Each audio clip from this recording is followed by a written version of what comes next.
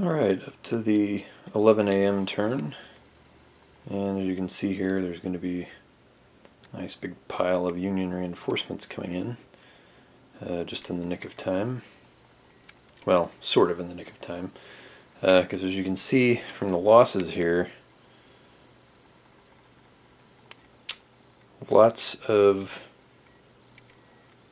Reserve Corps units are dead.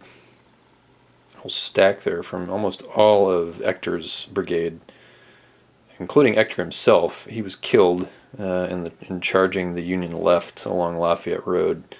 They managed to take the breastworks, but Ector was killed and most of his brigade was destroyed in the counterattack.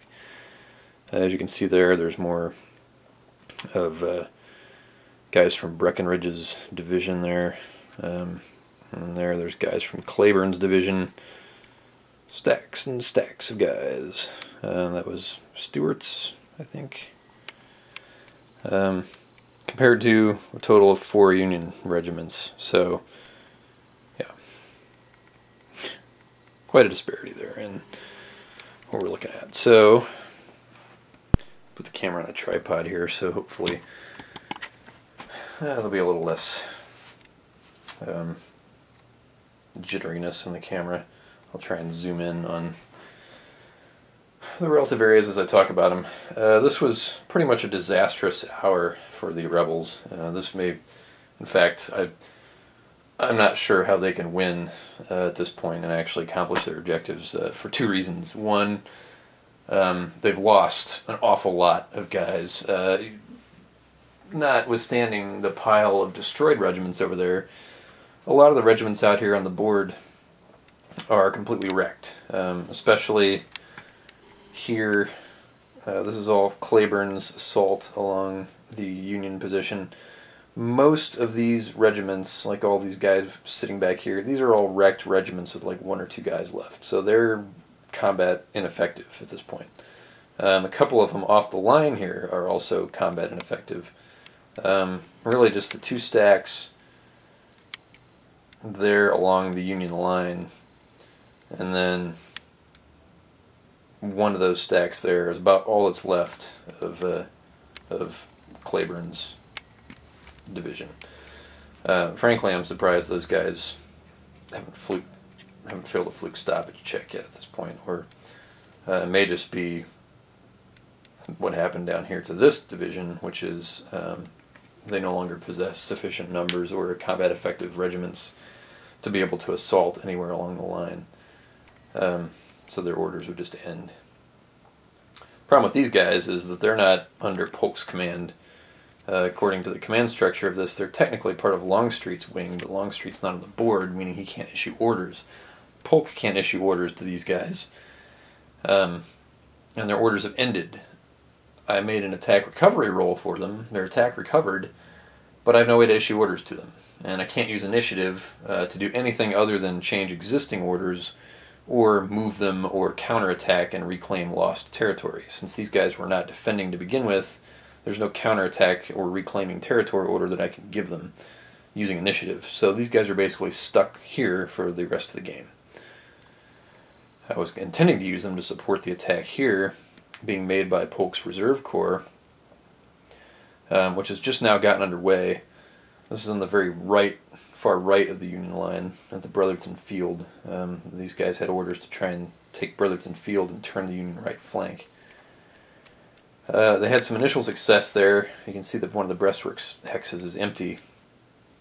They had some initial success on their charges, but then failed in holding it because they were subjected to some canister fire from artillery right behind the Union line, as well as some rifle fire from some good morale, fairly large-sized units there along the Union line as well.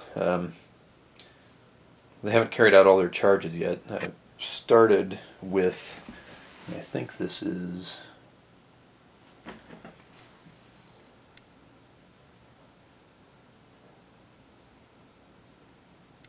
Strahl, yeah.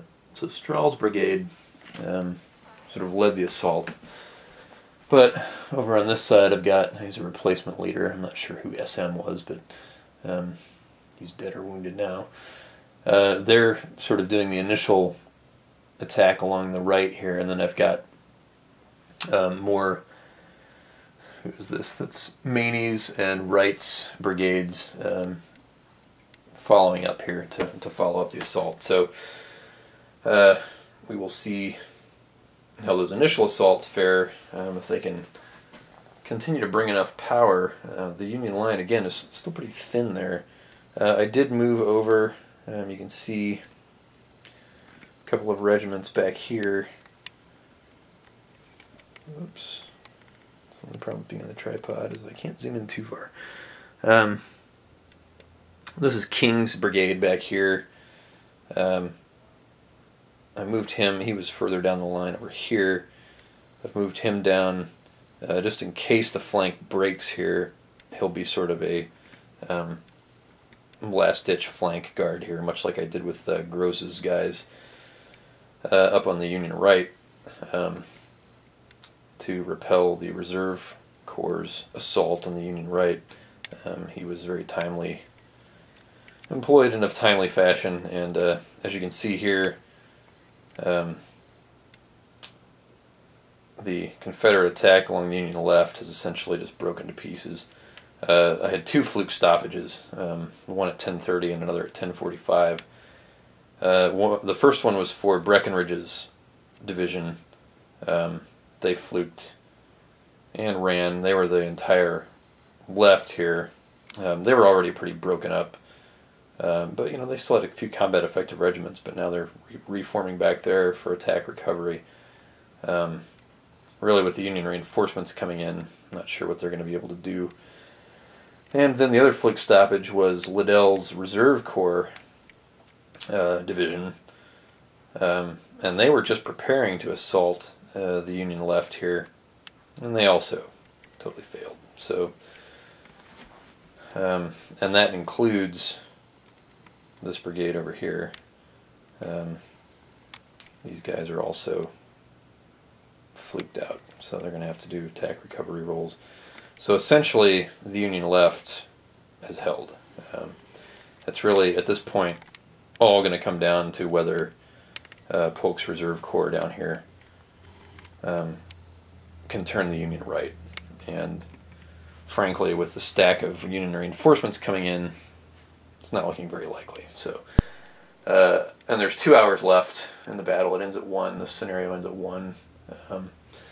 So, you know, once the Union reinforcements get on, you know, I'll probably play it through just to see what happens. But at this point, the Confederate assault along Thomas's line can only be considered a pretty bad loss, just because they've taken so many losses all along the line, and just have had whole brigades, whole divisions, really, just completely rendered combat ineffective. So we shall see what the 11 a.m. turn brings with the Union reinforcements, where they go, and how they help either on the Union left or on the Union right. But the Union center holding strong.